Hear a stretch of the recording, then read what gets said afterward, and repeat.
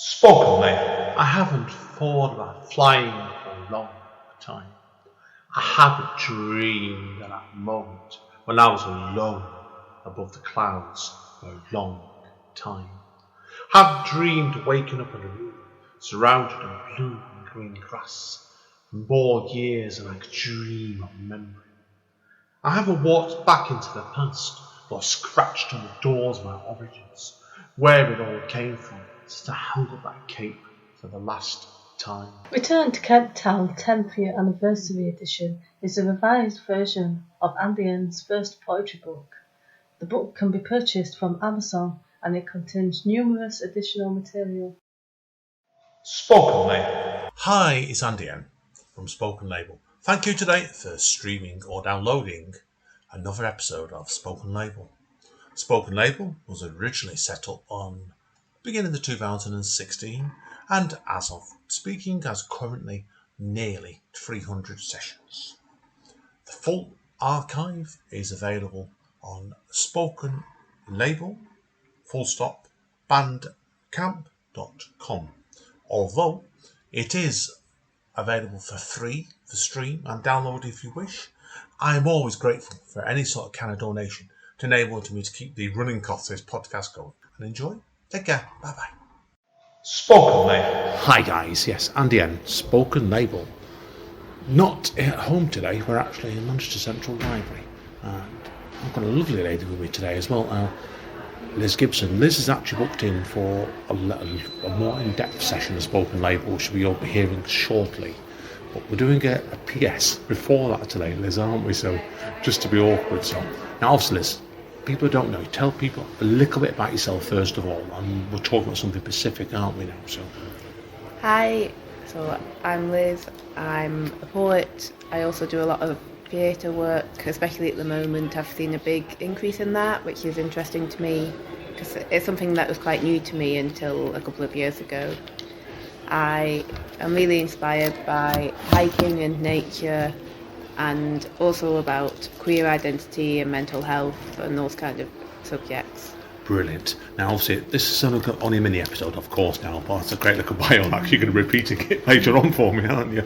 Now, obviously, you're getting some actors, aren't you, at the moment, reading out some of your monologues in the production on the 10th of August, I believe. So tell us a bit about that, then. So I was chosen to do a commission for Islington Mill as part of their heritage work on the subject of workers' rights. So it's starting right from the building of the mill in the 1800s, and soon after it was built, part of it collapsed, which killed 18 people working there. And it's starting from that point and looking at how workers' rights kind of improved, how people joined trade unions and some of the action that was taken, and leading right up to the modern day, and how there's still so many issues within the textile industry around the world, and how it's nowhere near ideal yet in terms of people's rights. And I was challenged to create a piece of creative writing, and I've written a series of monologues that span different periods of history. And at this event on the 10th of August at the mill, at Islington Mill, myself and two local actors are going to share this work, so perform the monologues, and I might also perform some poetry. And it's going to be a really nice evening. There's also going to be some food, so yeah, I'd really recommend it. Brilliant. If they want to find out more about it, where do you recommend they go?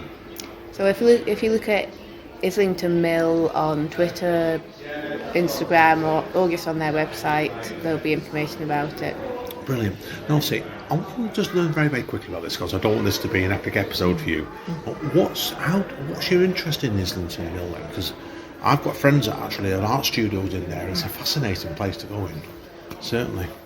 Yeah, so my first interaction with it was through Fatty Acid, which is a queer cabaret night that I was invited to perform at, and I also led a poetry workshop. And it was just such a brilliant evening with so many different people and different acts and just such good energy levels, and it was really, really fun. And in terms of this commission and thinking about mills generally and about mill workers, I'm from Wigan originally, so growing up we just had cotton mills everywhere. It's just an accepted part of the landscape, and we learnt a lot about it at school, so it's an area that I'm really interested in. Oh, that's fair play. Fair play.